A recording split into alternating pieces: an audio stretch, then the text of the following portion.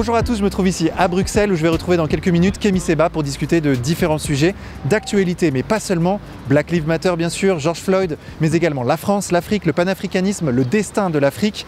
On va voir tout ça ensemble. Cette vidéo est la première d'une série sur le combat que mène Kémy Séba. Mais ça commence ici à Bruxelles. On y va, c'est parti. Macron, c'est moi qui le paye. D'une certaine manière, c'est ma pute. La nouvelle Sainte Trinité, Coca-Cola, McDo pour nous. Ce qu'on veut, c'est du sang. Que tu aimes, c'est de la grâce. Parfois, la violence est nécessaire. C'est une certaine vision de la démocratie, ça. Je suis obligé de me balader avec un drapeau bi. Votre ligne politique, c'est de la merde. Bah, vive la tolérance alors. Les humains vivent.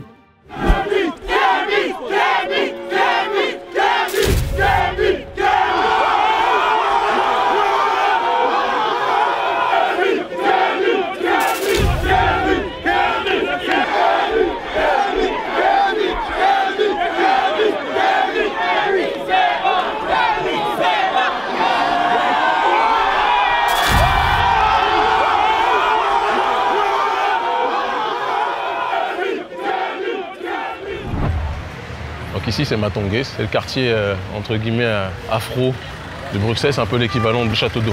Et pour toi, il a quelle signification ce quartier? Moi, en fait, les quelques fois je suis de passage en Europe, dans l'année j'essaye toujours de venir soit à Paris ou à Bruxelles ou à Londres pour voir la communauté. C'est toujours important d'être en contact avec la diaspora. On est ensemble. C'est toujours important que le continent et la diaspora soient reliés, soient connectés. Parce que quand on parle du panafricanisme, la doctrine du panafricanisme qui aujourd'hui prend quand même une grande intensité sur le continent, c'est une doctrine qui est née dans la diaspora, qui est née en Occident, parmi des gens qui avaient été arrachés à leur terre d'une façon ou d'une autre. Et donc, il est important d'entretenir ce lien entre la diaspora et le continent africain. Ça va mon frère, ça va bien? Enchanté. Vraiment, merci pour non, c'est notre devoir, mon frère. On continue de le faire. Merci beaucoup, mon frère. S'il y a une façon de soutenir, on va continuer. On est ensemble, merci mon frère, merci. Ça va mon frère, ça va bien? On est ensemble, mon frère. On est ensemble, mon frère.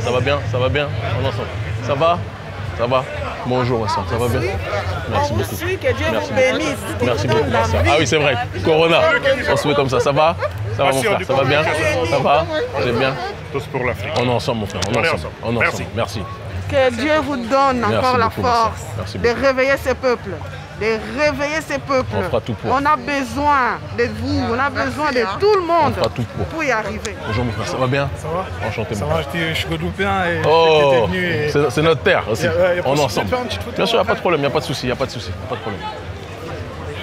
Ça va bien? Kémy! Ça va bien? Il fallait que je vienne te saluer. Mais comment? Voilà. On est dans un reportage là, comme ça fait très longtemps que je ne suis pas venu en Belgique, donc voilà. Ok. Ça va mon frère? Ça va bien? Enchanté mon frère, on est ensemble. Ça va ma grande? Enchanté. Kémy, j'ai une question. Dis-moi. Qu'est-ce qu'on fait nous ici en Belgique pour le combat? On va y venir prochainement, je vais vous en parler. Tout se passe en France. Je veux dire, on veut bouger. Tout se passe en Afrique. Surtout en Afrique. Merci pour ce que tu fais. On est ensemble mon frère. Kémy, comment on peut expliquer une telle popularité? Ça fait 20 ans que j'ai commencé ce combat politique. Les gens savent que j'ai été mis 4 fois en prison. Je n'ai pas été mis en prison pour viol. Je n'ai pas été mis en prison pour vol. J'ai été mis en prison dans le cadre de mon combat politique. Systématiquement. D'une façon ou d'une autre. 2 fois en France et 2 fois en Afrique. Et notre peuple est très sensible à ceux qui risquent leur vie réellement. Ils savent que j'aurais pu faire des tas d'autres choses. Ils savent que j'aurais pu faire des tas d'autres choses par rapport au combat. Ou par rapport à ma vie de manière générale. Mais j'ai décidé de faire en sorte que mon destin tourne autour de la souveraineté de notre continent. Et de plus, le fait que je sois rentré sur la terre-mère, que j'y travaille, que j'ai monté un certain nombre de structures, que j'y ai mon ONG, que je travaille à la télé, que j'ai créé un espace aussi de valorisation. Ça va mon frère? Ça va bien? Bonjour maman, ça va bien? Ça va très bien, je n'ai pas aimé le fait qu'on nous fasse ça en Côte d'Ivoire. Et en tout cas, que Dieu vous bénisse. Merci beaucoup ma soeur. Merci infiniment ma soeur. Merci beaucoup. Tu vas créer une émeute. C'est pour ça qu'il vaut mieux qu'on bouge rapidement. Aujourd'hui, ce qui nous inspire, c'est l'Afrique en priorité. Et nous disons à la diaspora installée en Europe qu'il serait temps qu'elle regarde beaucoup plus vers l'Afrique que vers le swag des États-Unis. Nous disons qu'il arrive un moment où il faut qu'on se retrouve nous-mêmes, qu'on se regarde nous-mêmes. On s'appelle tous ici Sissoko, Dambala, etc., Obatula et compagnie. Mais on veut regarder les États-Unis comme si les États-Unis étaient le centre de gravité de nos choses. Eh bien, il y a une grande partie de la population ici en France, contrairement à ce qu'on pense, qui regarde de plus en plus vers le continent africain. Et quel est le cœur de ton message, Kémy? L'autodétermination, l'anti-victimisation et la virilité politique. C'est ce que je pourrais résumer comme le triptyque de notre pensée. Autodétermination, parce qu'on a été pendant trop longtemps déterminé par d'autres, et il est temps qu'on se détermine par nous-mêmes. Anti-victimisation, parce que je suis fatigué de voir notre population pleurer, ou du moins que le système montre, on est ensemble mon frère, que le système montre notre population en train de pleurer. C'est quelque chose qui commence à me fatiguer aussi. Moi, les histoires de dire oui, je voudrais qu'on ait des pansements à notre couleur dans les grandes industries capitalistes occidentales, ça me saoule, etc. etc. Oui, il y a du racisme, on ne me laisse pas rentrer dans telle boîte de nuit, ça me saoule. Il y a un adage, qui est l'adage de ma pensée, qui est de l'exclusion d'un peuple par un autre, naît la volonté pour le peuple exclu de se constituer sa propre puissance. Moi, je pense qu'il arrive un moment où on ne peut pas toujours se plaindre d'être mis de côté. Il faut saisir cette chance d'être mis de côté dans le giron de l'humanité et de se constituer notre propre puissance. Et ça commence par un travail à l'intérieur de nous-mêmes. Parce qu'il y a un adage qui dit qu'une civilisation est détruite par l'extérieur uniquement si elle est rongée de l'intérieur. Ouais. Donc le temps, c'est pas toujours le problème, c'est pas toujours de parler des autres. Il faut qu'on parle de nous-mêmes, qu'on regarde ce qui ne va pas au sein des nôtres, d'accord, et qu'on essaie de s'améliorer pour devenir les plus puissants possibles. C'est la voie qu'on a choisie. Quand un couple ne va pas bien ensemble, si la femme se sent ou l'homme se sent opprimé par son conjoint ou sa conjointe, il faut demander le divorce. Ça me paraît aussi simple que ça. Et le divorce ne veut pas dire, finir en mauvais termes. Il y a des divorces qui se finissent très bien.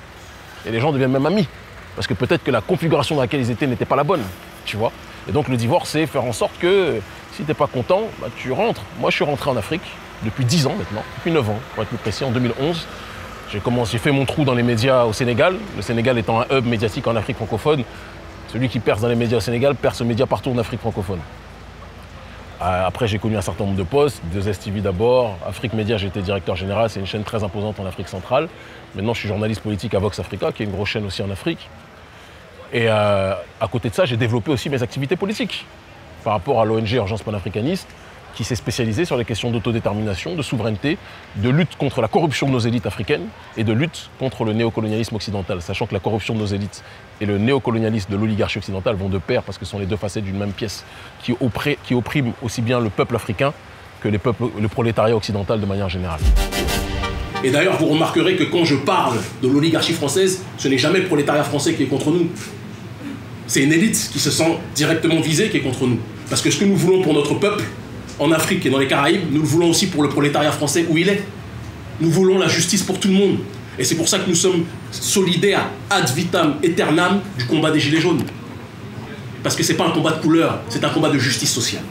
L'oligarchie financière apatride veut faire en sorte qu'on soit dans des combats horizontaux, des tensions entre les peuples du bas, pendant qu'eux nous regardent nous taper les uns sur les autres. C'est ce qu'ils font en plaçant leurs icônes médiatiques d'un côté, de gauche comme de droite, etc. Bien, nous disons que notre problème, c'est le prolétariat. Alors on commence par le nôtre d'abord, le prolétariat africain, du continent ou de la diaspora, mais on est dans cette démarche de solidarité horizontale avec les autres prolos. C'est pour ça que tu ne m'entendras pas aller dans le sens que le système veut qu'on aille. Ça ne m'intéresse pas. Parce qu'on a été, quand on était dans l'adolescence politique il y a 20 ans, on a pu être beaucoup plus offensif, on a pu être dans un essentialisme. Puis après, tu voyages, tu lis, tu t'éduques, en prison ou dehors. Même si j'étais, je pense, déjà assez formé au commencement, mais on a densifié notre réflexion. Et on se rend compte que le problème ne peut pas être astreint à la résidence uniquement de la couleur de peau. Si nous sommes ici présents aujourd'hui dans cette situation, nous pouvons nous plaindre des élites. Nous pouvons parler pendant longtemps, sans avoir à citer des noms, de M. Victorien Lurel, de M. un tel, etc. On pourrait le faire pendant des années. Mais on dit toujours que le peuple a les élites qui méritent bien souvent aussi. Faut qu'on ait le courage de dire. Et ce que je dis ici, c'est ce que je dis partout en Afrique où je voyage. Nous nous plaignons des dictateurs. Les indépendances ont été soi-disant effectuées dans les années 60. Mais des années plus tard, nous sommes dans une situation qui est encore plus catastrophique que pendant la période de la colonisation. Qui sont les responsables? Nous avons toujours stigmatisé l'homme blanc. Nous avons toujours stigmatisé l'Occident. Il faut qu'on soit capable aussi de se regarder dans une glace. Quand je suis en Afrique, ceux qui nous oppriment, ceux qui oppriment le prolétariat, ils sont noirs comme mes chaussures. Donc dire que le problème c'est blanc et les opprimés c'est les noirs, c'est beaucoup trop facile. C'est pas vrai. La chose, elle est plus complexe. Mais non, moi, je me bats pour mon peuple parce qu'en me battant pour mon peuple, je me bats pour l'humanité. Si tu as quelqu'un à l'intérieur d'une maison qui dit qu'il veut sauver toutes les autres maisons, mais à l'intérieur de sa maison, il n'est pas capable de sauver quoi que ce soit, on va lui dire que c'est un mythomane ou un irresponsable. Donc je commence par mes semblables. Mais en agissant pour les miens, j'agis pour l'humanité. On ne se reconnaît pas dans les forces néolibérales de gauche ou les prétendues forces d'extrême gauche qui disent vouloir accompagner notre communauté, alors que leur seul objectif c'est de nous pousser à être dans un processus d'oubli de nous-mêmes, d'intégration, sans que nous puissions revendiquer véritablement notre identité en tant qu'afrodescendants. Nous en avons marre de ce paternalisme exacerbé de cette gauche qui pendant des années nous a fait croire qu'elle était notre amie, alors qu'en réalité elle était toujours là pour nous manipuler et pour, quelque part, qu'on soit les tirailleurs vis-à-vis de leurs intérêts. Et on sait très bien comment ça va se passer aux États-Unis. On instrumentalise la souffrance noire pour que le vote des Noirs puisse arriver, atterrir dans les mains de Joe Biden. Ce discours de victimisation, c'est le discours qui monte actuellement avec Black Lives Matter. C'est le discours qui monte ou que l'élite financière apatride fait monter? C'est la vraie question. Je ne suis pas sûr que ce soit le discours qui monte au sens que le peuple veuille se victimiser de manière systématique. On prend à la loupe certains raisonnements et on essaie de les amplifier pour créer des effets de mode. Et ça marche sur certains. Mais il y a énormément de gens qui ne se sentent pas représentés par ce slogan qui consiste à dire à l'homme blanc, on va essentialiser volontairement, « Hey, la vie des Noirs compte. » Moi, j'ai pas besoin de te dire ça. Si toi, tu es quelqu'un qui est très cordial et très fraternel, mais si toi, tu veux me monter dessus, je vais pas te dire, tu n'auras même pas le temps d'entendre la vie des Noirs compte, je vais te prendre ta jambe, je vais t'éteindre. Et c'est comme ça que je suis, et je pense que n'importe quel homme ou femme digne, quelle que soit sa couleur de peau, elle va fonctionner comme ça.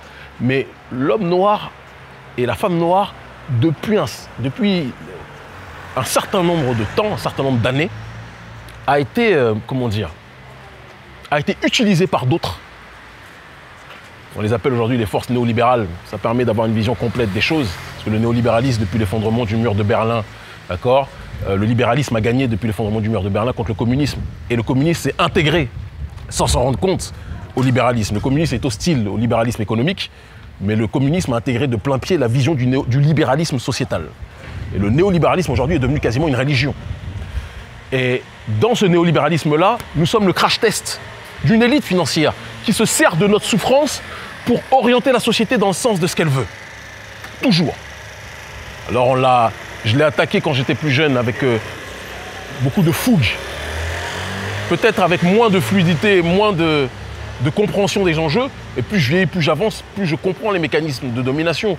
Quand tu regardes en France aujourd'hui, le système est en train de placer deux camps, les gentils et les méchants. On se sert d'une souffrance qui existe réellement, parce que la négrophobie et le racisme, c'est quelque chose qui existe. Il ne faut pas non plus qu'on fasse semblant. On est ensemble, mon frère. Non, on est ensemble. On se remerciera à la fin. D'accord? C'est à la fin du bal qu'on paie les musiciens, mais on est ensemble. Merci beaucoup. Et donc, une certaine élite, la même qui était à l'époque du côté d'SOS Racisme, a vu qu'SOS Racisme s'est complètement éteint. Donc, ils ont compris que maintenant, il faut qu'ils laissent les nôtres parler directement. Mais en nous laissant parler directement, ils nous accompagnent. C'est le renouvellement de l'antiracisme. Alors que l'antiracisme, c'est quoi? C'est dire, oui, il faut que vous nous aimiez. Oui, on est tous pareils. Non. Moi, je m'en fous que quelqu'un ne m'aime pas. J'ai aussi le droit de ne pas aimer quelqu'un. Maintenant, si toi, tu as le pouvoir politique d'exprimer ta haine vis-à-vis de moi, j'ai le droit de me défendre. Ça, c'est autre chose. Tu comprends ce que je veux dire? Où que je sois. Mais moi, mon projet n'est pas de forcer des gens qui ne m'aiment pas à m'aimer. Quand j'étais jeune, je me souviens d'un exemple, j'ai eu énormément de discrimination quand j'étais gosse, sans faire justement de la victimisation. Ça va, mon frère. Mais je me souviens d'un jour où j'étais venu avec des potes, on avait été recalé en boîte de nuit. Mon ami, on m'a recalé une fois en boîte de nuit, je ne suis plus jamais revenu dans cette boîte de nuit. À partir de là, j'ai cherché des boîtes de nuit où il y avait des noirs.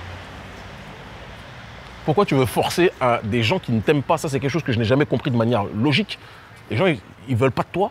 Tu vas les forcer à t'intégrer dans leur monde. C'est quel complexe d'infériorité de faire ça? Non. Donc, on vit dans une jungle humaine, urbaine et humaine, où chaque entité se rapproche de ceux qui lui ressemblent. Ça me paraît légèrement logique. Et pour moi, le problème, il est en haut, il n'est pas à ce niveau-là. Et quand j'entends, par exemple, les membres du gouvernement disent qu'ils sont solidaires de Black Lives Matter, Et dans le même temps, les membres de ce gouvernement, bon, Édouard Philippe n'est plus dans ce gouvernement-là au moment où on tourne, mais Édouard Philippe, ancien Premier ministre, était un des cadres d'Areva qui pille l'Afrique, de même qui dit je suis solidaire de ce sentiment de racisme. On ne peut pas fermer les yeux, mais tu dis que c'est une diversion. Parce que le vrai problème, c'est l'exploitation. C'est le pillage de nos ressources. Et le système est en train de placer les méchants, les gentils. Donc il y a Zemmour de l'autre côté. Moi, à chaque fois que je pars dans les médias en Occident, en Afrique, je passe dans tous les médias, tous les jours, enfin très régulièrement. Je travaille dedans. Mais en Occident, je suis toujours présenté comme une sorte de nazi noir. C'est un néologisme, je ne savais pas que ça existait, mais on en apprend tous les jours. Un racialiste noir. Ouais, ce qui revient quasiment au même. Sauf que nous, on n'a pas inventé la notion des races. Hein. Nous, on n'a rien inventé. Hein. Moi, je me bats pour mon peuple, je me bats pour mes semblables, je me bats pour un foyer civilisationnel. Ce qu'on accepte pour les autres, je ne vois pas pourquoi on le refuserait pour nous. Donc Zemmour d'un côté et les antiracistes de l'autre. Et l'oligarchie financière laisse ces deux courants monter. Parce que c'est ce qui s'est passé après la marche Black Blamber dans les années en 1998. Après la victoire de la Coupe du Monde, tout le monde a chanté « Oui, on est tous ensemble », etc. C'était la leçon de morale de l'antiracisme, donc idéologie conçue par l'oligarchie elle aussi. Et de l'autre côté, tu avais toute une partie de la France qui ne se sentait pas représentée par ce truc-là, pour des raisons qui sont les leurs, ça ne me concerne même pas, mais ils se sont exprimés aux élections présidentielles d'après. Et qu'est-ce qui s'est passé? C'était le score le plus important de Jean-Marie Le Pen. Et qu'est-ce qui s'est passé? Le président de l'époque savait qu'en mettant Le Pen au second tour, c'était une aubaine pour lui pour gagner, parce qu'il allait avoir ce qu'ils appellent de manière hypocrite le Front républicain, ce qui est une hypocrisie, hein, voilà, en tant que tel, pour faire barrage au péril de l'extrême droite. Ce qui me fait vraiment sourire. Donc j'ai l'impression que c'est le même schéma qu'ils essayent de faire là. Tout le symbole du capitalisme français est en train d'adouber la cause de l'antiracisme. Et moi, ça me questionne. Parce que je vois ce que le capitalisme fait sur le continent africain, donc je me dis, mais ils sont plus méchants? Qu'est-ce qui s'est passé? Et ceux qui ont un petit peu d'odorat comprennent que ça pue. Toi, Kémy, tu as fait le choix de rentrer en Afrique, pour travailler en Afrique. Est-ce que tu as été suivi? Par qui, c'est-à-dire? Par la communauté noire. Quand tu dis suivi, c'est-à-dire que dans votre mot magique, à vous, les gens de droite, je te classifie comme ça. Ah bon, bah non, je te taquine. Je sais que tu es beaucoup plus complexe que ça. Votre mot rémigration, là, c'est ça?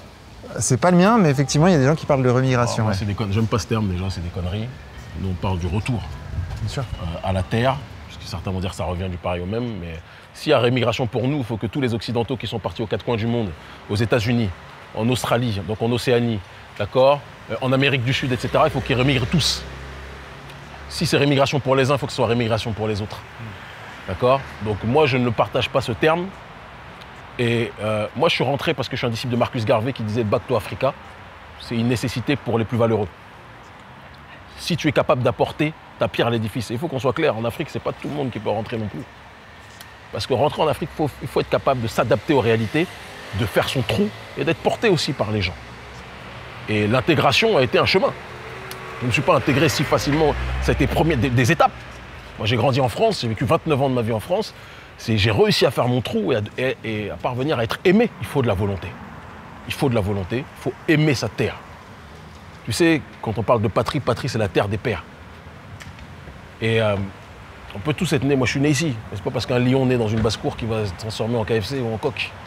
Tu comprends? Pour reprendre une formule un peu. Et je suis né en Occident, mais j'ai toujours compris que mes racines étaient en Afrique. Et j'ai toujours compris que j'avais ce devoir d'accompagner les miens. J'ai tenu ce discours avant d'être rentré, ce qui a pu être à un certain moment une incohérence temporelle. Mais je savais pertinemment que je devais rentrer. Et quand je l'ai fait, les digues se sont ouvertes. Ça a été étape par étape. J'ai fait mon trou, j'ai connu une ascension médiatique intéressante, je pense. Ça m'a permis de donner un exemple à beaucoup de gens. Mais je te le dis, il y a beaucoup plus de gens qu'on ne le croit qui rentrent sur le continent. Les gens seraient surpris. Et déjà, il faut aussi rappeler, parce que c'est quelque chose que les gens oublient, que c'est pas toute l'Afrique qui vient en Europe. Ça, c'est le fantasme des gens qui n'ont jamais pris l'aéroport, qui n'ont jamais pris l'avion, qui n'ont jamais quitté l'aéroport. C'est les 3/4 des migrations sont intra-africaines. Il faut aussi qu'on puisse le dire. Et maintenant, dans le dernier quart, beaucoup de gens, dans ce dernier quart, des gens vont en Europe, c'est une réalité qu'on ne peut pas nier. D'autres vont aux États-Unis, d'autres vont à différents endroits, des endroits parfois je ne comprends même pas pourquoi, d'autres vont en Asie. Mais les 3/4 des migrations sont intra-africaines et je le vois au quotidien. Et moi, je suis en Afrique, dans tous les pays où je vais, j'ai fait quasiment tous les pays d'Afrique, en tout cas une grande partie. Il y a des communautés occidentales partout qui vivent entre elles. Ça ne pose problème à personne. Oui, bien sûr. Donc le problème n'est pas l'existence de communautés exogènes dans un pays. C'est d'ailleurs plutôt naturel. C'est tout à fait naturel. Le problème, c'est une question de proportion et c'est une question d'organisation. Moi, j'ai toujours dit que peut-être que dans notre communauté, il y a des courants qui prennent le mauvais exemple, qui prennent l'exemple de communautés de pleurnicheurs, de pleureurs, et qu'il faut plus qu'on s'inspire des communautés économiques telles que les communautés chinoises, asiatiques et autres, qui ne sont pas là en train de demander de mendier des quotas dans le monde des autres, mais qui s'organisent pour eux-mêmes, pour leur propre destinée, avec un système qui leur est propre. Moi, c'est le souhait qui est le mien. Donc tu t'inscris quand même en faux de l'assimilation républicaine? Totalement, je suis opposé maladivement à l'assimilation républicaine, pour la simple et unique raison que quand les ressortissants de ce pays vont dans nos pays, ils ne s'assimilent pas. Donc il ne faut pas qu'on nous demande à nous ce qui n'est pas appliqué par les ressortissants de ce pays à l'extérieur. Non. Moi, je pense que c'est une valeur universelle que j'ai fait les 4 coins du monde. Dans chaque communauté, quand elle est à l'extérieur, elle reste entre elles, tout en s'adaptant aux règles du pays. Mais elle reste entre elles. Il y a des valeurs qui sont partagées. Moi, je me sens plus proche naturellement de populations africaines ou afrodescendantes. Quand je vais en Afrique ou quand je vais aux Antilles, il y a des choses, on n'a pas besoin de forcer. Je sens de l'amour, il y a une certaine harmonie. Alors, maintenant, c'est pas ce que montrent les médias occidentaux. Parce que les médias occidentaux aiment bien montrer la guerre, aiment bien montrer les tensions, etc., etc. Mais je le dis toujours, mes enfants, ils sont nés en Occident, ils sont nés avant que je rentre, mais ils me remercient tous les jours de grandir en Afrique. Bon nombre de nôtres sont nés ici, sont rentrés sur le continent, se sont intégrés, parce qu'il est plus facile de s'intégrer dans une terre, quoi qu'on en dise, même si certains progressistes français vous disent que non, vous n'avez aucune racine en Afrique, non. Vous aurez toujours vos racines là-bas. Et moi, je suis très heureux de voir que mes enfants ne vivent pas le racisme là-bas, sont épanouis là-bas, sont avec des gens qui leur ressemblent. D'accord? Et donc, rentrer sur le continent, venir avec humilité, apporter le peu de compétences que l'on a et mêler ces compétences aux compétences qu'il y a sur le terrain, je peux vous assurer que ça donne quelque chose de fort. Vous aimez notre travail? Pour qu'on devienne plus fort, c'est très simple. Devenez contributeur du Média pour tous. Un lien s'affiche à l'écran, à vous de jouer.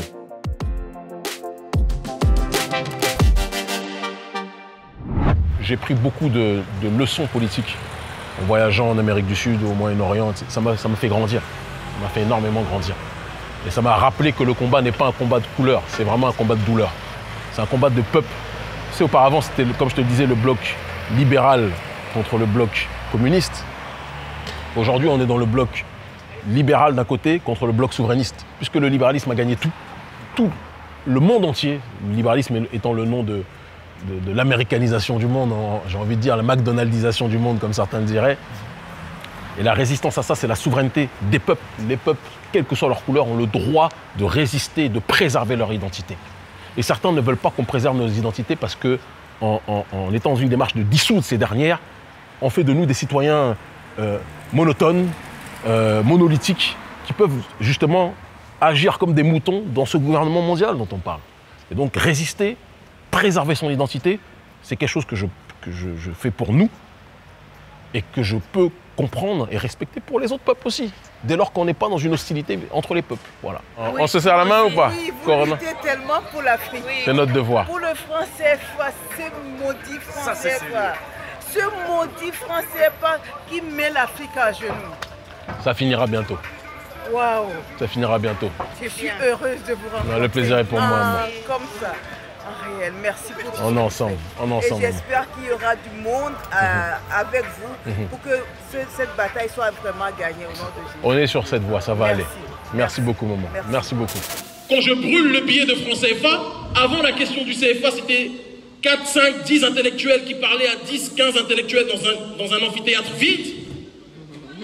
J'ai décidé de mettre ce sujet dans la rue parce que quoi qu'on en dise, c'est la rue qui fait la politique et non pas les élites, contrairement à ce qu'on dit. Question que je vais te poser, Kémy, dis-moi. Le panafricanisme, est-ce que c'est pas un doux rêve?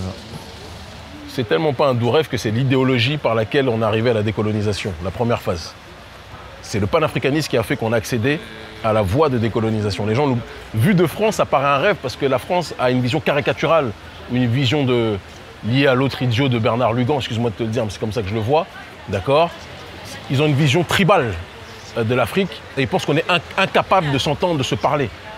Moi, je suis la preuve vivante, à part les dirigeants qui s'opposent à nous, mais je fais des records d'audience dans tous les pays où je vais. Ça, c'est des réalités concrètes, palpables, tu vois? Et nos adversaires le savent.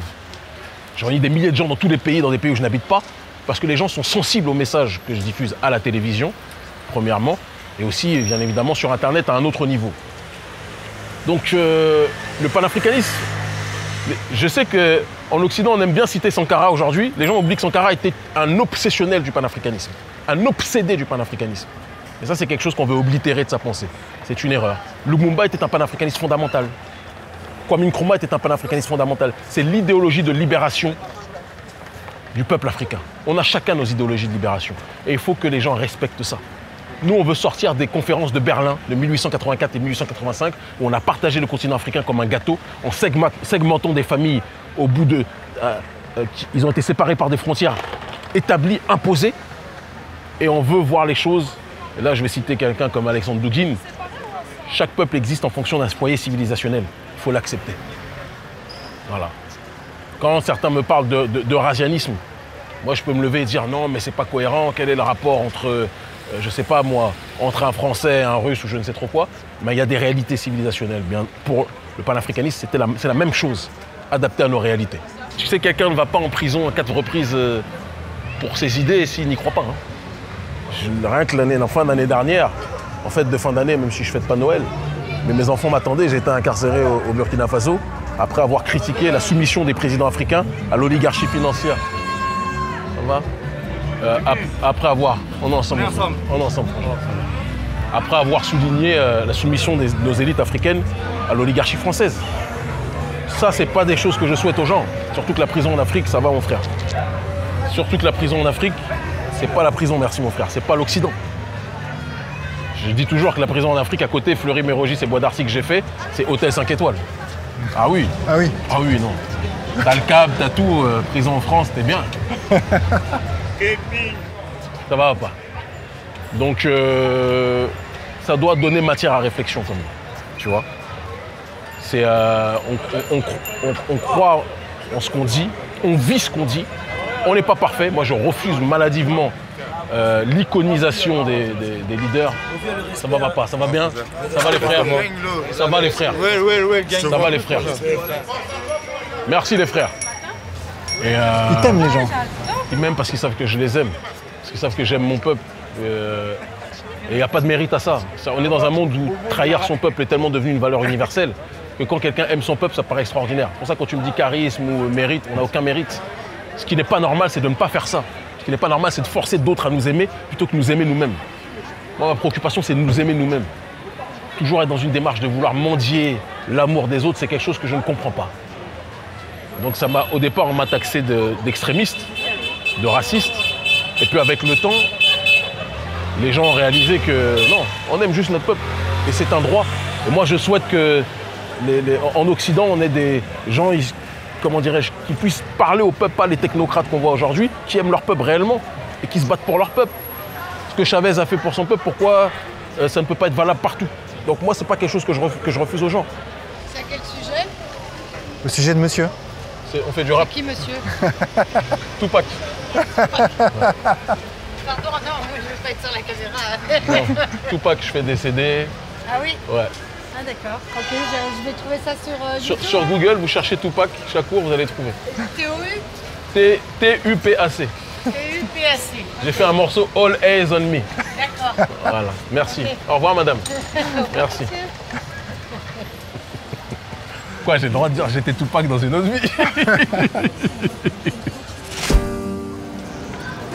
Concrètement, Kémy, comment tu vois l'avenir pour l'Afrique? Pour l'Afrique, je vois une marche irréversible vers ce processus de souveraineté. Ça va arriver tôt ou tard. Mais comment, concrètement? Non, j'y arrive. Tu sais, pour moi, la vie politique, c'est un système pyramidal. Il y a la base qui est la société civile ou le prolétariat, pour parler plus globalement. Et tu as le sommet de la pyramide qui est l'élite. L'élite se croit intouchable, invincible. Mais dès lors que la base bouge un minimum, le sommet, qui paraissait inaccessible, tombe et devient un vulgaire caillou. C'est ce qui s'est passé dans un certain nombre de révolutions, malheureusement, qui étaient cooptées par les forces globalistes, mais c'est ce qui se passe aussi dans n'importe quel processus d'autodétermination réelle. Et tout ce qu'on est en train de faire là, ne crois pas qu'on est en train de faire des mobilisations pour faire des mobilisations, j'aimerais faire d'autres choses. On le fait pour, comment dirais-je, occuper l'espace idéologique de un, parce qu'il y a une bataille culturelle d'abord. Moi, je lis beaucoup Gramsci, et je sais que pour gagner politiquement, il faut d'abord gagner culturellement. Il va arriver un moment donné où il y aura un soulèvement généralisé. C'est en train d'arriver déjà sur le terrain du franc CFA. Ce n'est pas un rêve ce que je te dis. Hein. Le franc CFA, on a réussi à obtenir ça. Même si l'écho, pour moi, est un franc CFA déguisé. C'est une monnaie... en réalité, Macron a essayé de nous dribbler, mais on a réussi à faire en sorte que même les pays anglophones, maintenant, commencent à se rebiffer. Et ils sont en train de bloquer le processus que Macron a mis en place. C'est extraordinaire. Ça, c'est une victoire qui vient de la rue. Donc, c'est pour ça que je te dis que les choses sont concrètes. On n'est pas dans de la fantasmagorie, c'est une réalité politique palpable. Maintenant, il y a décloisonner les espaces dans lesquels nous vivons, faire en sorte que des systèmes qui sont régis par les accords de coopération au lendemain des prétendues indépendances, qui lient l'oligarchie africaine à l'oligarchie française, que ces accords de coopération cessent et qu'il y ait un renouvellement du système institutionnel et du système politique dans lequel on vit. Et moi, ça, je te le dis, là, j'ai 38 ans aujourd'hui, mais dans 10 ans, ce qu'on fait au niveau de la société civile, on le fera au niveau institutionnel. Ça viendra tôt ou tard. Monsieur le Président, vous êtes à la tête d'un des pays les plus riches de la planète.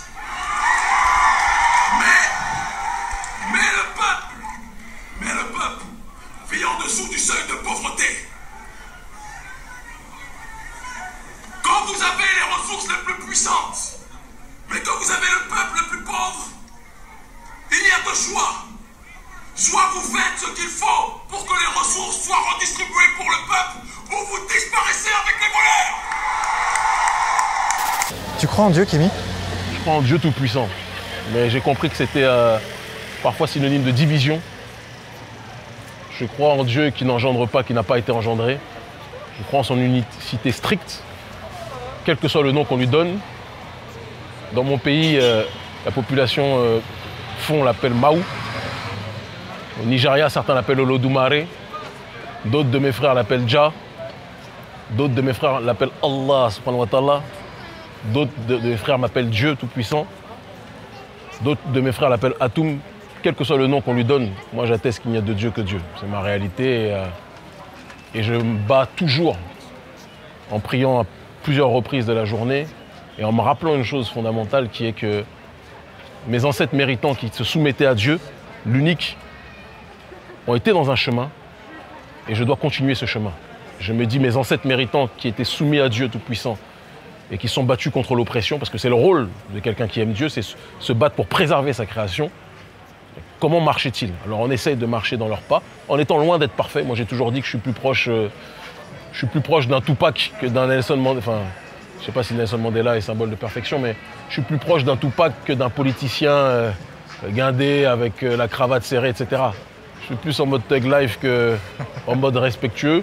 Je suis jamais, comment te dire, je peux me tromper, il peut m'arriver de me tromper, il peut m'arriver de faire des erreurs, j'en ai fait dans ma vie. Et il est très difficile pour le système de m'avoir parce que quelqu'un qui ne joue pas la perfection, c'est difficile de l'attaquer en disant « Voyez, il s'est présenté comme quelqu'un... » Non, je ne suis jamais présenté comme quelqu'un de parfait. Moi, je suis un fils de la Thug Life génération, clairement. L'actualité politique faisait que j'étais obligé de venir. Je voyais les gens commencer à partir dans un truc qui me paraît ressembler à la mendicité politique. Et moi, je suis lié de manière éternelle à la diaspora, donc je ne peux pas accepter de voir mon peuple commencer à crier nos vicomtes, entendez-nous, on veut notre place dans votre monde. Non. Donc je suis venu et j'ai essayé avec mon ONG de faire passer un message. Les mobilisations au départ, ce que les gens ne savent pas, c'est que Black Lives Matter, à la base, c'est un slogan, c'est une discussion interne, c'est une lettre interne dans la communauté en disant nos vies comptent. Il faut qu'on s'aime, il faut qu'on se prenne en charge. C'était ça le message, ça a du sens. Puis les médias progressistes ont utilisé ce slogan pour créer en réalité un élan et accoler ça dans une démarche à la Jacques Séguéla. On crée un slogan publicitaire sur une réalité et on oriente les choses. C'est de l'ingénierie sociale. Ça va les frères? Ça va bien? Les gens ont instrumentalisé, les forces progressistes ont instrumentalisé une vraie souffrance de notre peuple aux États-Unis, une vraie souffrance qui existe. Sauf que le problème, c'est qu'on a eu un tas d'aînés qui ont tracé un chemin et certains n'ont pas voulu écouter. Marcus Garvey avait dit « Back to Africa ». Les gens, ils n'ont pas voulu écouter. Malcolm est venu, a dit « Organisons-nous en tant que communauté stricte. Cessons de demander l'intégration. » Les gens portent les t-shirts, mais n'ont pas forcément écouté. C'est aussi ça, parfois, qui existe dans notre peuple. C'est qu'on porte les t-shirts, mais le message, on vide de sa substance. Même Martin Luther King, à la fin de sa vie... Bonjour, ma soeur, ça va bien? Bon courage, hein. Je sais que c'est pas facile. On s'est vu où? À Bascule, c'est ça? Ouais, voilà, c'est ça, d'accord. Voilà. Et comment ça s'appelle? Luther King, avant sa mort, a dit à Harry Belafonte, donc acteur afro-américain, « Harry, n'ai-je pas fait une grande erreur en prenant l'intégration pour mon peuple? N'ai-je pas fait rentrer mon peuple dans une maison en feu ?» Ça, c'est une parole qui est vérifiable, tu vois, sur Internet. Et Luther King, c'est le symbole de l'intégration. Luther King lui-même, à la fin de sa vie, avant de se faire tuer, au moment où il se radicalisait, d'accord? Parce qu'il comprenait que le vrai problème, ce n'était pas la lutte horizontale, mais la lutte verticale, prolétariat contre oligarchie financière. Il a réalisé qu'il était en train de faire rentrer son peuple dans une maison qui était la maison, justement, de ce libéralisme-là. Cette maison-là qui a participé à l'oppression, qui participe à l'oppression de tous les peuples. Comment tu sais qu'une maison est en train d'asphyxier tout le monde et tu pousses pour faire rentrer ton peuple dedans? Normalement, tu dois tout faire pour ton peuple sans ses parts. Et il a réalisé ça à la fin de sa vie. Il y a cette instrumentalisation de la souffrance noire par les forces démocrates, par les forces globalistes, et ils se servent de ça pour faire une sorte de printemps arabe adapté à la réalité américaine. En se servant de notre souffrance, comme ils se sont servis de la souffrance du prolétariat arabe qui existe réellement, pour déstabiliser des régimes qui parfois leur étaient soumis, et parfois sans leur être complètement hostiles, mais n'étaient pas complètement contrôlables non plus, de ces dictateurs-là. C'est comme ça qu'ils fonctionnent aujourd'hui. C'est beaucoup plus subtil, on n'est plus dans les coups d'État spectaculaires d'avant. Maintenant, ils accompagnent une souffrance, mais la réorientent dans la direction qu'ils veulent.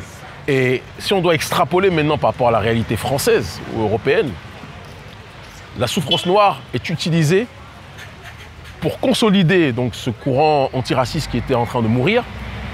On renouvelle, comme la matrice se renouvelle. On renouvelle une gauche qui est en train de mourir, très clairement, en nous instrumentalisant, nous, mais pour des intérêts qui ne seront pas les nôtres.